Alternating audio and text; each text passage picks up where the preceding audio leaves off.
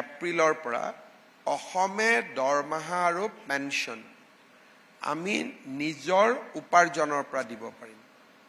Moratorium লগা পিৰিয়ডৰ পৰা এটা ডাঙৰ যাত্ৰা। অভাৰড্ৰাফট মৰেটৰিয়াম খতম হৈ গ'ল। আমি 2021ত মোৰ লক্ষ্য আছিল যে বাই 2030 অসম 10 লাখ কোটি টকাৰ ইকনমি হ'ব লাগে। এতিয়া মই কনফিডেন্টলি ক'ব পাৰোঁ যে এইটো আমি 2028তে হৈ যাম। আমি 2 বছৰ আগুৱাই আছোঁ আমাৰ টাৰ্গেট ডেটতকৈ। গতিকে জেনেৰেলি ইকনমিও ভাল, ৰিজাৰ্ভ বেংকেও আমাক ৰিকগনাইজ কৰিছে যে we are fastest growing economy. মই ভাবোঁ যদি আমি নিজে নতুন সমস্যা সৃষ্টি কৰি নকৰোঁ তেতিয়াহ'লে this will be a upward journey for Assam, শিখৰলৈ যাত্ৰা।